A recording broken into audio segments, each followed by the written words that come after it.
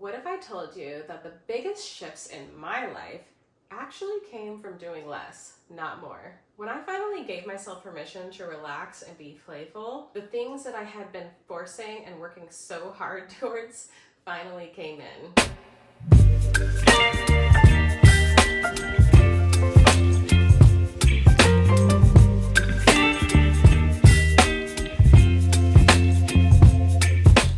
Welcome back to For the Love of Self. Here on this channel, I share with you not only the knowledge, but the skills necessary to guide yourself through a self-healing and self-love journey so that you can create the life that you know you were meant for. I'm Heather Murphy, an expressive arts therapist trainee in the state of California, as well as a somatics and trauma-informed breathwork facilitator. If you're anything like me, you were probably taught that if you work really hard, then you can create a life that you really want.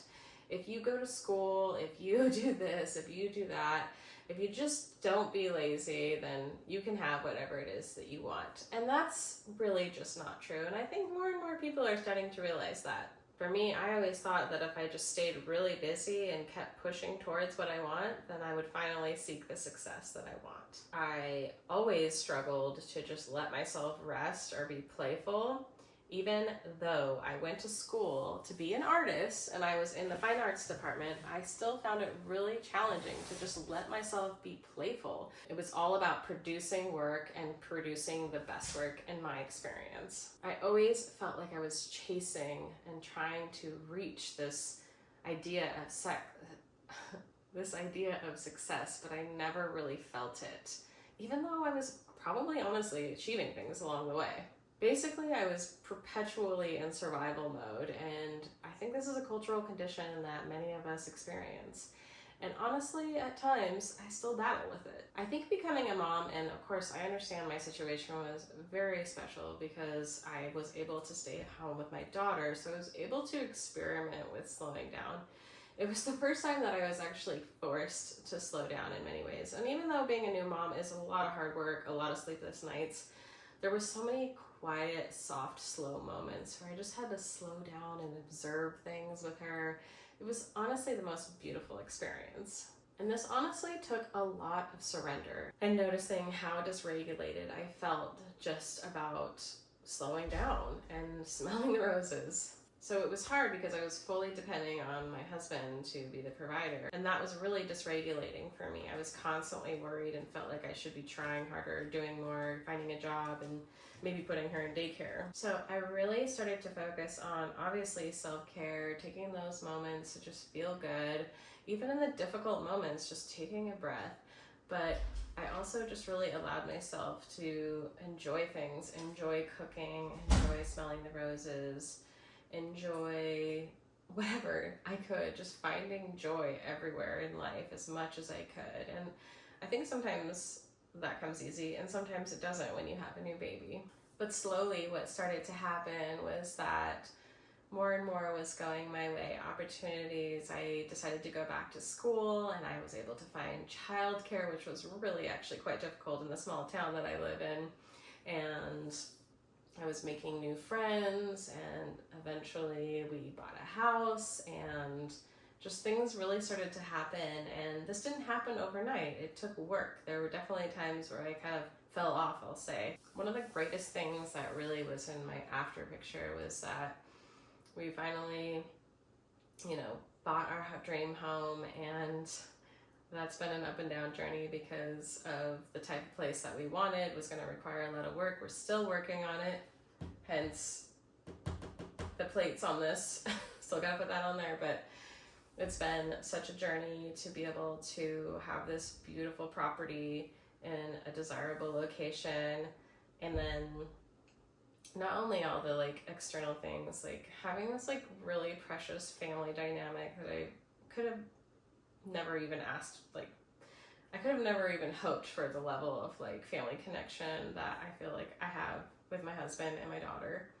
And then of course too, my marriage. It's just, we communicate and get along so much better than we did in the early years, and I think a lot of people can relate to that. It's you do get better with practice as long as you commit to your relationship. But the more joy and fun I found in myself, the more that reverberated across my life, with my relationships, with my finances, with my health as well. As I said, it's not just about the material things, it's also about the emotional and the energetic joy that you get from just finding,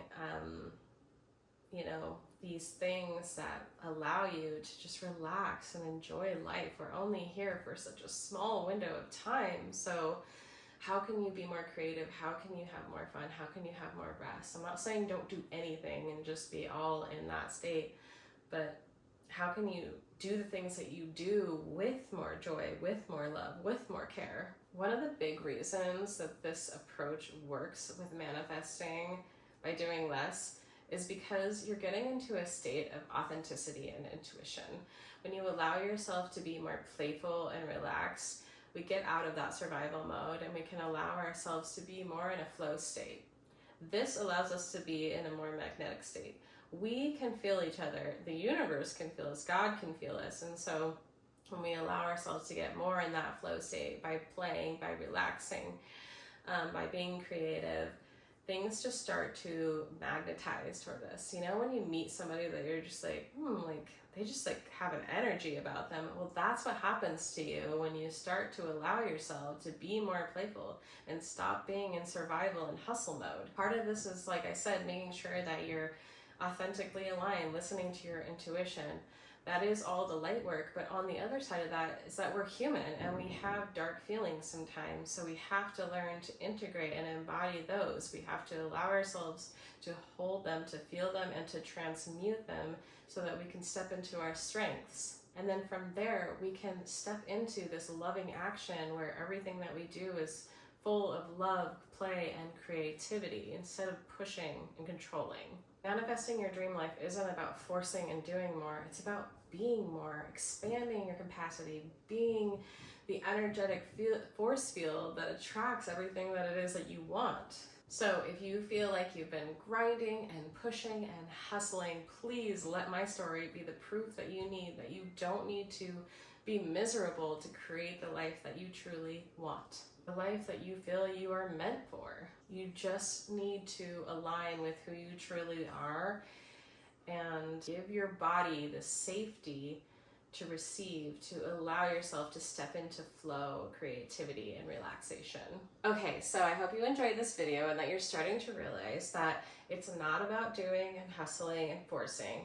It's really about getting in that state of flow, and you can do that through creative practices, through relaxing, resting, as well as embodiment practices, somatic awareness, regulation, all those things. So I'd love to hear from you down in the comments. Was there a situation where you found that it was working better for you to just do less and relax? Did something come through because you were able to get into that flow state? Be sure to share your story with us in the comments. And if this resonated with you, be sure to hit the subscribe button so that you can get more content on mental health and manifestation. Be sure to be on the lookout for my next video where I'm going to explain my embodiment framework so that you can manifest the life of your dreams.